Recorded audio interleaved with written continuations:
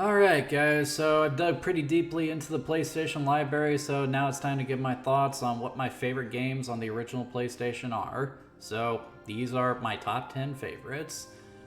Kicking off the list, we have Twisted Metal. Definitely one of the best multiplayer games on the console, primarily because it beefed up the player count from 2 players to 4 players from the first game. But apart from that, it's still just a lot of fun to play.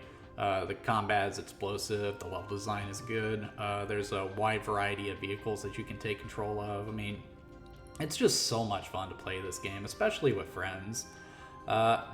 It's just a bygone era of PlayStation games when they were willing to do a lot of fun and different things rather than just focusing on what they think would do well or whatever the hell they're doing now. But yeah, Twisted Metal 2, very fun game and a solid start to the list. Up next, we have Oddworld, Abe's Exodus. Now, I've always praised the Oddworld games, primarily for their artistic merits, outside of the fact that the artwork in these games are just fantastic. The thematic content is pretty stellar as well. You can just tell that the people who made this game really understood the strengths and weaknesses of telling a story in a video game, so you gotta praise it for that. As far as gameplay goes, Oddworld Exodus definitely makes some improvements from Oddworld Abe's Odyssey. The game speak allows you to interact with more than one Mudakin this time, which is really convenient because it's actually required in a lot of the different puzzles, and it means that you don't have to go back and forth taking the individual Mudokins to the portal to get them free. There are more enemies to interact with, there's more intricate level design, it's just an overall better game than Abe's Odyssey. That being said, there are still some things I prefer about the first game, namely its variety and art direction. The level design in Abe's Exodus tends to feel very samey because it all takes place in one location, but that's really small potatoes in the grand scheme of things.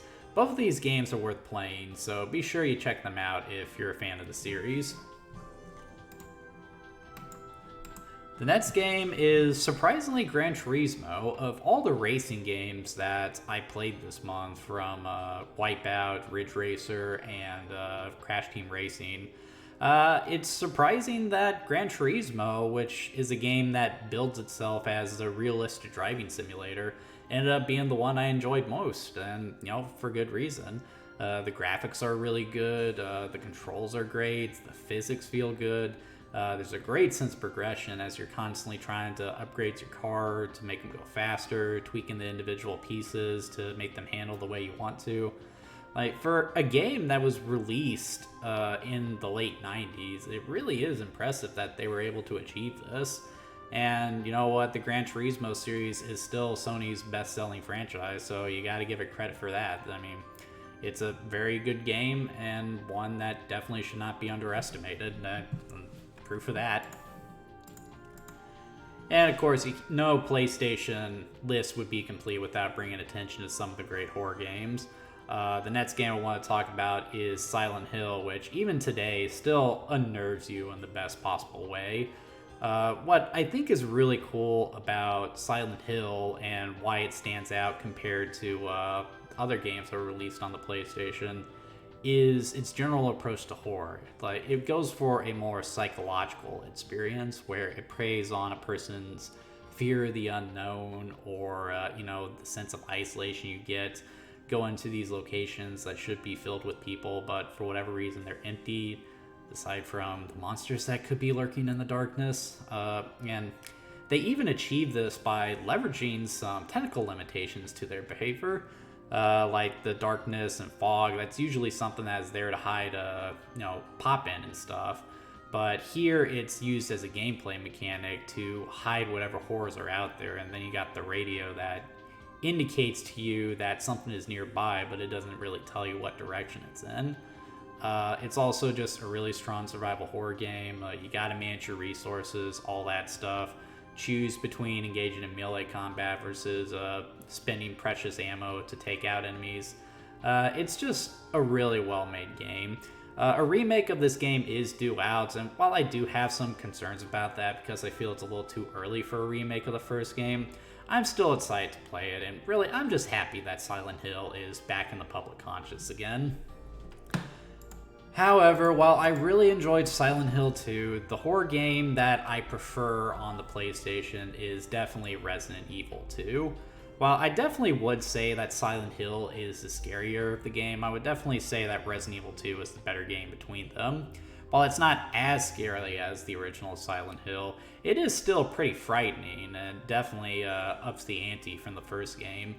It's also very polished, though I have made no secret my dislike of tank controls and pre-rendered backgrounds, it fits camera angles, all that stuff from old horror games. They do work just fine in Resident Evil 2, and it is fun to shoot stuff a lot of the time too. And it just finds the perfect balance between action and horror. The game still has its exciting and action-packed moments, but it's also a very effective survival horror game. You really do have to manage your resources very smartly if you want to get through this game. And it's very satisfying to learn how to do that effectively. Yeah, in my opinion, Resident Evil 2 is the very best horror game on the original PlayStation. But if you want to dispute me on that, feel free to do so in the comments, because you know what? I love the debates. It's a lot of fun. Just please be civil about it. We're just here to have fun talking about games. Moving on, so there were tons of great platformers that I could have put on this list. Honestly, I had a hard time picking the ones I wanted to include, but one I really wanted to was the original Ape Escape. When I think of a fun video game, one that I would just describe as fun and nothing else, I would definitely point to Ape Escape, because it's just fun. I mean, the story is fun, the level design is fun, the gameplay is fun, the art design it's just a fun game. It's also a really polished platformer. It's aged surprisingly well, despite a lot of 3D games from the time not really holding up too well. I would say the only issue Ape Escape really has are its often lauded controls. I just feel like how they ask you to use a lot of the analog sticks can be really gimmicky a lot of the time. But then again, I can't really imagine Ape Escape without those controls. So, you're kind of stuck with them, and while they definitely do have some issues every now and then, it is still really satisfying when you manage to capture a monkey with one of your gadgets. So, yeah, Ape Escape, highly recommended, and Sony, this is another one that needs a remake, or a reboot, or a remaster. It needs some kind of art, for crying out loud. For crying out loud, people want this. Did you remember how excited people were with the Astrobot level? I mean, for crying out loud, pay attention. The sleeper on the list. I'm sure a lot of people would want me to put Spyro on this game, and while I like Spyro just fine, the game from Insomniac that I honestly enjoyed more was actually their very first game, Disruptor. Now, you guys might be looking at this and say that, it's just a straight Doom clone. And it is, but at the same time, it's a very well done Doom clone, and it does have its own ideas, namely the inclusion of the psionic abilities, which gives you an alternate way of attacking enemies, which further adds another layer to the combat. It's very well designed, and while it's got some hokey live-action cutscenes that sort of make the story hard to follow, it is still loads of fun to play, and is one of the most underrated games I have ever come across. As they said back when it first came out, it's the best game that nobody has ever played. And now we got Metal Gear Solid. People who know me would probably expect me to put Metal Gear Solid at number 1. And, I was kind of tempted.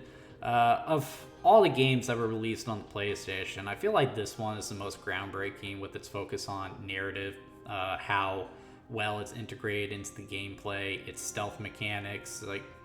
There's just so much that Metal Gear Solid did for the industry. But I calls them as I sees them, and while I still really love the original Metal Gear, it still is showing its age in a lot of regards. there are aspects of the graphics that don't hold up too well, and there are some instances where the gameplay just doesn't work the way it should. But when you really get down to it, Metal Gear really is an amazing experience. It's always going to be remembered as one of the best games on the original PlayStation, but it's not exactly what I would call the best. Following up from Metal Gear Solid, we have Castlevania Symphony of the Night. I love this game. Like, it's often regarded as one of the best Metroidvanias of all time. And while there are some I can point to as better, there are very few that are as deep and intricate as Symphony of the Night. There are just so many different ways that you can choose to play this game, so many different ways that you can break the game in half if you get tired of playing it the way you're supposed to. And a lot of hidden content as well that really makes it worth revisiting on multiple playthroughs. I'm really happy that Konami has allowed this game to be as readily available as it is, because it really is a gem. And in a time period where everything seemed to have to be in 3D, it was great to be able to play something that was 2D and proud of it. Without a doubt, one of the best games on the console. I was very tempted to put it at number 1, but there is one game that I feel surpasses it, and this might be a controversial choice, but I have to go with Crash Bandicoot 3 Warped. And really, even before I started this month, this was the game that came to mind when I thought about what is my favorite game on the original PlayStation, and yes, it is Crash Bandicoot Warped. Like, this is just one of those games where everything is perfect. The plot is great. The time travel aspect allows for all kinds of variety in the level design. The presentation is also very stellar. Like, all that variety is rendered beautifully. Like the character animations, the voice acting, it's all really strong. The gameplay is polished to a mere gleam. It's just so much fun to play. I remember back in the day when I had PSP, I always had this one downloaded because, I always knew that if I got bored with any of my PSP games, this was always a good one to fall back on. Whether it's because I just want to run through the levels just for the heck of it, or because I want to try and get the time relics, which, I've only ever got a couple of them because it's very hard to do. Like, this is one of the toughest games to 100%, but that's part of the charm. And that's part of why I would end up putting it above Symphony of the Night. While I also really love Symphony of the Night, it's really something I only play around Halloween, whereas Crash Bandicoot 3 is something I would play any day of the week. So, yeah, did not take me long to figure out. Crash Bandicoot 3 is my favorite game on the original PlayStation. And that pretty much does it for the PlayStation Retrospective. I knew this retrospective was going to be a lot of fun, but, there were a lot of surprising games that I'm glad I got to play. Stuff like Disruptor and what have you. And even the games that I had played before, it was really fun to revisit them. The PlayStation really does have its place in history, and it's surprising how well a lot of its library holds up. But now that I'm finished with everything, I would love to hear what you guys think. What are some of your favorite games on the original PlayStation, particularly ones that I did not cover this month? Because, again, there are thousands of PlayStation games, and, I spent a lot of money on my modified console, so if there is something that I didn't get to that you feel I should have spent more time on, please leave it in the comments, because I would love to check it out. But apart from that, I hope you guys enjoyed the PlayStation Retrospective, and I hope a year from now you guys will join me when I cover my favorite console of all time, which is the Nintendo 64. Hope to see you guys in June, but until then, please keep watching my Game Preserve. I'll catch you guys next time.